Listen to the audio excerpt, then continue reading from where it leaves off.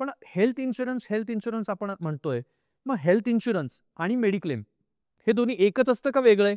Mediclaim हा health इन्शुरन्सचा भाग आहे. मेडिक्लेम म्हणजे काय? हॉस्पिटलचा खर्च कव्हर करतं.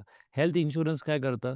हॉस्पिटलचा तर खर्च कव्हर करतंच, पण त्या व्यतिरिक्त मी ॲडमिट होण्याच्या आधी, आता आजकाल काय होतं, समजा माझा अपघात झाला, तर ॲडमिशनच्या आधी माझ्या काही टेस्ट केल्या जातात. त्याचा खर्च त्याच्यात अंतर्भूत होतो. माझं डिस्चार्जनंतर मला फिजिओथेरपी लागते, परत काही टेस्ट करावे लागतात, त्याचा खर्च होतो. आता काही-काही गंभीर आजारांवर आफ्टर ऑपरेशन, आफ्टर सर्जरी बऱ्याचशा गोष्टी घ्याव्या लागतात. तर त्या गोष्टींचा जो खर्च आहे तो त्याच्यामध्ये कव्हर होतो.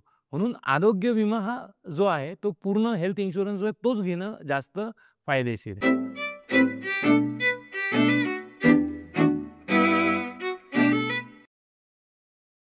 हो आणि मला तर आठवतंय, की तुम्ही तर मला सांगितलेलं आहे, की बऱ्याच इन्शुरन्स कंपन्या आता हेल्थ चेक तुमचा जो आहे रेग्युलरली इयरली, तो सुद्धा तुम्हाला तुमच्या इन्शुरन्समध्ये कव्हर करून देतात, जे मला माहीत नव्हतं.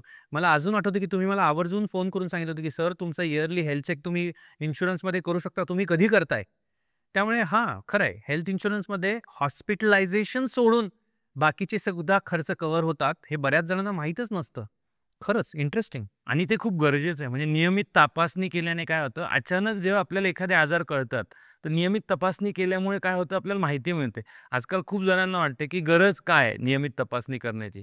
तर एकाच ठराविक वयानुसार आज आपली जी जीवनशैली आहे, त्याच्यानुसार आपल्याला कळणं गरजेचं आहे, की आपण आज कुठे उभे आहोत. तर जितक्या लवकर आपल्याला आपली माहिती कळेल, तितक्या लवकर आपण चांगलं समृद्ध आयुष्य जगू शकू. मला इथे एक किस्सा आठवतोय. माझ्या एका मित्राचा फोन आला होता. त्याची आई 74 वर्षाची आहे आणि त्याच्या आईला दम लागला म्हणून तो आईला कार्डिओलॉजिस्टकडे घेऊन गेला आणि कार्डिओलॉजिस्टनी त्यांना सगळ्या तपासण्या झाल्यावर अँजिओग्राफी सांगितली. तर तो म्हटला, "अरे काय तुम्ही डॉक्टर उगीचच आम्हाला कामाला लावता. आईला काहीच त्रास नाहीये. तुम्ही अँजिओग्राफी सांगता डायरेक्ट." म्हटलं, "अरे तिला दम लागत होता. जर कार्डिओलॉजिस्ट सांगत असेल तर त्याच्यात काहीतरी संकेत असतील." "नाही, नाही मला सेकंड ओपिनियन घ्यायचंय." म्हटलं, "हरकत नाही घे." मग त्यांनी त्याच्या आईला सोलापूरहून पुण्याला बोलावलं. पुण्यालाही कार्डिओलॉजिस्टनी तेच सांगितलं. मग त्यांनी अँजिओग्राफी केली आणि यू विल बी सरप्राईज त्यांना ट्रिपल वेसल डिसीज निघाला. म्हणजे त्यांच्या हार्टला 3 ठिकाणी ब्लॉकेजेस होते. आणि काकू मला म्हणाल्या, "अरे पण मला आत्तापर्यंत काही त्रासच नव्हता." मी म्हटलं, "काकू आपण आत्तापर्यंत कधी तपासणीच केली नाहीये. आपल्याला त्रास कळेल कसा?" पण ना या हेल्थ इन्शुरन्समधल्या काही टर्म्स मला अजून नीट समजत नाहीत. त्या तुमच्याकडून मला समजून घ्यायला आवडेल. एक टर्म आहे प्रीमियम, दुसरी आहे सम इन्शुर्ड, तिसरी आहे को पेमेंट आणि चौथी आहे वेटिंग पिरियड. मला या सगळ्यांचा नेमका अर्थ समजावून सांगाल का? बघा, प्रीमियम म्हणजे शुद्ध मराठी भाषेत हप्ता. ओके. आपल्याला आपण ते कव्हर घेतो. आपण एखादी वस्तू घेतो. त्या वस्तूच्या अगेन्स्ट आपण त्या दुकानदाराला त्याला काय देतो? पैसे देतो. बरोबर? तसं विमा कव्हर जे तुम्ही घेताय, जे काही तुम्ही निवडणार आहात, त्याचा एक ठराविक हप्ता आहे तुमच्या वयोमानानुसार. बरोबर? तो हप्ता जो आहे त्याला प्रीमियम हा शब्द वापरला जातो. म्हणजे थोडक्यात आपण ईएमआयवर आपली हेल्थ सिक्युअर करतोय असं झालंय. बरोबर. आणि आता खूप छान म्हणजे तुम्हाला per monthly, quarterly, half yearly, yearly premium भरून सुद्धा हेल्थ इन्शुरन्स घेता येतो.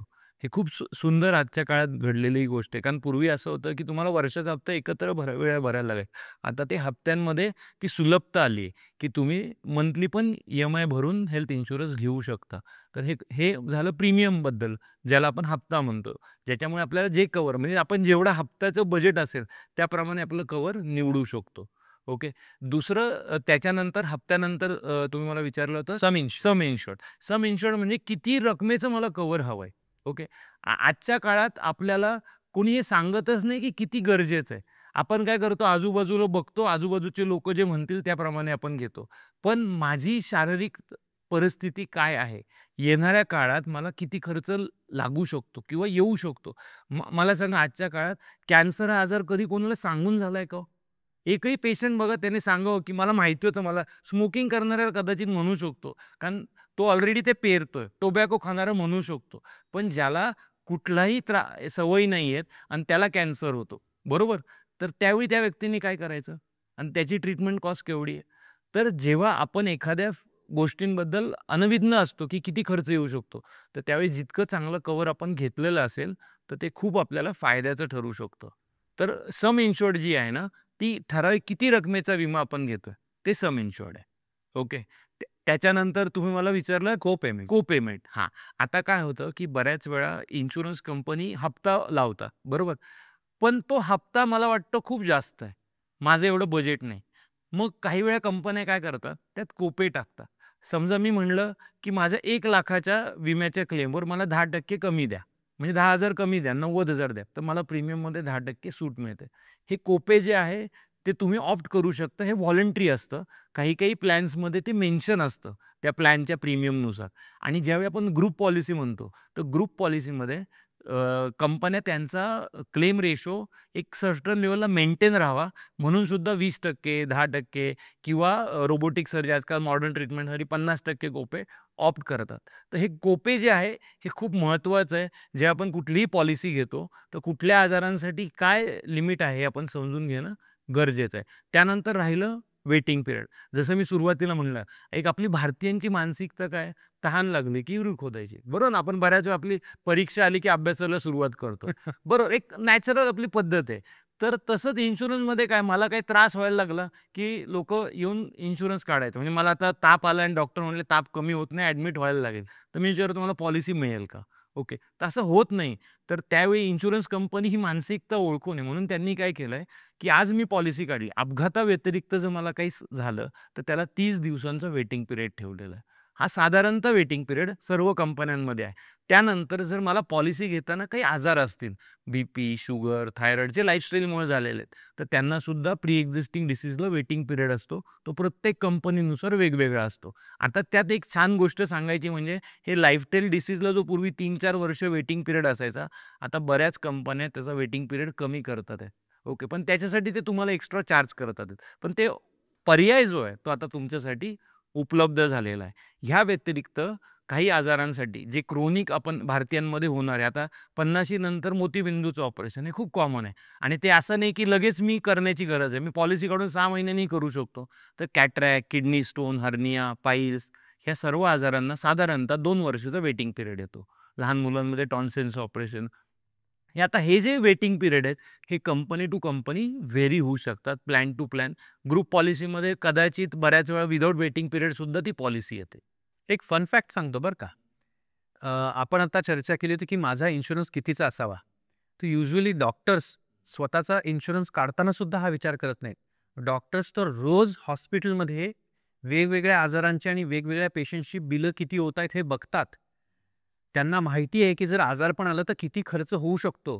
तेव्हा आपली ही कमीत कमी अपेक्षा असायला काहीच हरकत नाही की डॉक्टरांनी तरी त्यांचा कव्हर पुरेसा ठेवलेला असावा.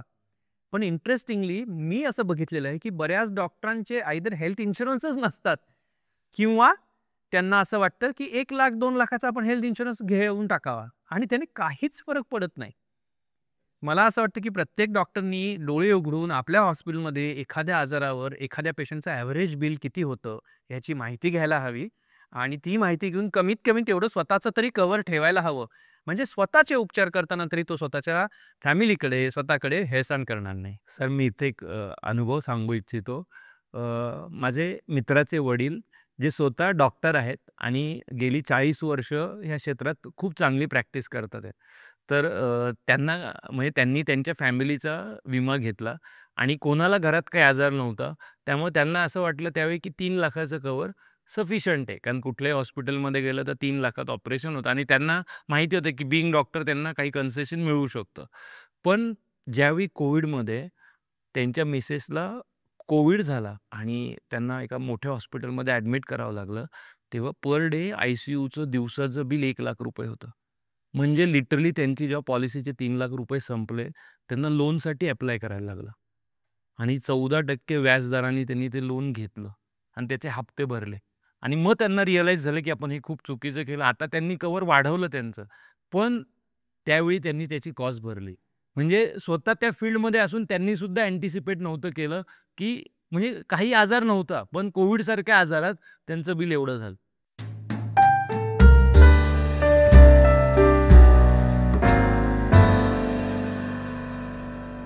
आजचा व्हिडिओ पाहिल्याबद्दल खूप खूप धन्यवाद. तुमच्याकडे काही प्रश्न असतील तर कमेंटमध्ये नक्की विचारा. तुम्हाला हा व्हिडिओ आवडला असेल, उपयोगी वाटला असेल तर नक्की लाईक करा, शेअर करा आणि सबस्क्राईब करा.